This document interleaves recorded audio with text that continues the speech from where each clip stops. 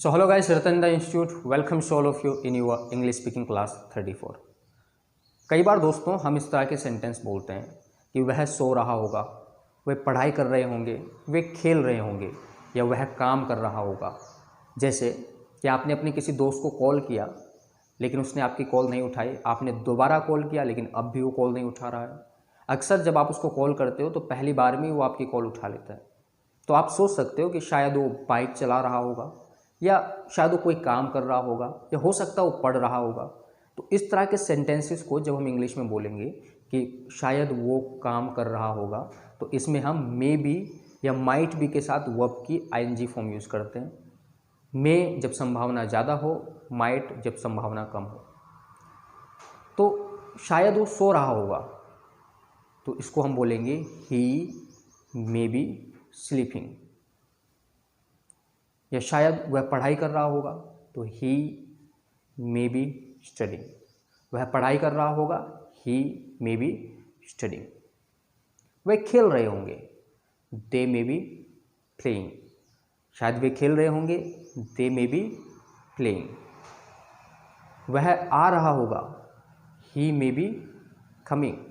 वह आ रहा होगा, ही मे बी कमिंग। शायद वह गाड़ी चला रहा होगा, तो ही मे बी ड्राइविंग। वह गाड़ी चला रहा होगा, ही मे बी ड्राइविंग। संभावना बहुत कम दिख रही है आपको, तो माइट। शायद वह पढ़ रहा होगा, अगर संभावना कम है इसमें, तो ही माइट बी स्टडिंग। शायद वे खेल रहे होंगे, दे माइट बी प्लेइंग, अगर संभावना कम लग रही है तो।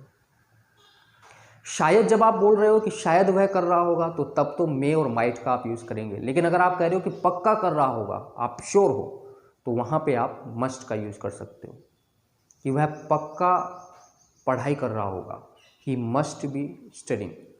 वह पक्का गाड़ी चला रहा होगा, ही मस्ट बी ड्राइविंग। वे पक्का खेल रहे होंगे, दे मस्ट बी प्लेइंग। वे पक्का लड़ रहे होंगे, दे मस्ट बी फाइटिंग। कई बार हम इस तरह के सेंटेंसेस भी बोलते हैं कि मैं आज किसी बड़ी कंपनी में काम कर रहा होता, या मैं अमेरिका में रह रहा होता, आज वे साथ रह रहे होते। कोई काम जो हो नहीं रहा, लेकिन आप कह रहे हो कि ऐसा हो रहा होता, अगर ऐसा हो जाता तो, या ऐसा हुआ होता। जैसे अगर मैंने मेहनत कर ली होती तो आज मैं किसी बड़ी कंपनी में जॉब कर रहा होता, या अगर मैंने वो फॉर्म भर दिया होता तो आज मैं गवर्नमेंट जॉब में होता। तो अगर आप ये कह रहे हो कि मैं ये काम कर रहा होता, जो आप कर नहीं रहे हो लेकिन आप ऐसी कल्पना कर रहे हो कि मैं कर रहा होता, तो उसके लिए आपने वुड बी के साथ वर्ब की आईएनजी फॉर्म यूज़ करनी है। जैसे हम साथ रह रहे होते, अगर हमारे बीच में लड़ाई झगड़ा ना हुआ होता या मन मुटाव ना हुआ होता, तो आज हम साथ रह रहे होते। तो हम साथ रह रहे होते, इसको बोलेंगे we would be living together. हम साथ रह रहे होते, we would be living together. मैं अमेरिका में रह रहा होता, I would be living in America. मैं अमेरिका में रह रहा होता, I would be living in America.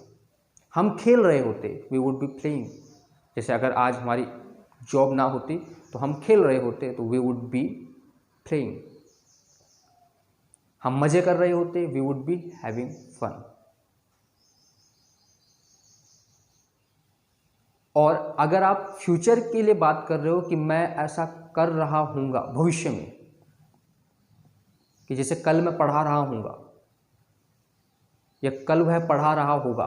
एक तो आपने बात की पॉसिबिलिटी के बारे में कि ऐसा शायद वो कर रहा होगा, लेकिन अगर आप फ्यूचर की बात कर रहे हो कि कल मैं पढ़ा रहा हूँगा या इस समय कल मैं ऑफिस में बैठा होऊंगा, तो कोई भी काम जो आप कर रहे हो कि मैं कर रहा हूँगा, उसके लिए आपने विल बी के साथ वर्ब की आईएनजी फॉर्म का यूज़ करना है फ्यूचर के बारे में जब आप बात कर रहे हो।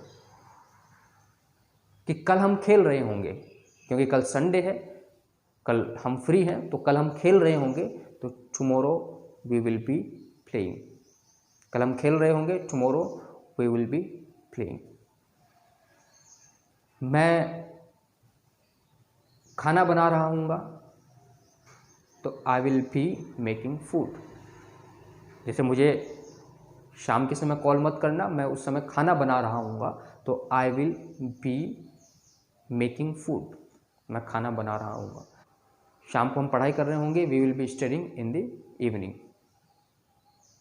तो कोई भी काम जो आप कह रहे हो कि मैं कर रहा हूँगा भविष्य में, उसके लिए आपने विल बी के साथ वर्ब की आईएनजी फॉर्म का यूज़ करना है। तो मे बी वर्किंग या मे बी और वर्ब की आईएनजी फॉर्म का मतलब है कि शायद कोई काम वो कोई पर्टिकुलर व्यक्ति कर रहा होगा। मे बी आईएनजी मतलब कर रहा होगा, या माइट भी हो सकता है इसके साथ। वुड भी आईएनजी कर रहा होता, मस्ट भी आईएनजी पक्का कर रहा होगा, और विल भी आईएनजी कर रहा होगा फ्यूचर में। तो इन सेंटेंसेस की प्रैक्टिस करें, इनको ज़्यादा से ज़्यादा बोलें, अपनी इंग्लिश को इम्प्रूव करते रहिए। धन्यवाद।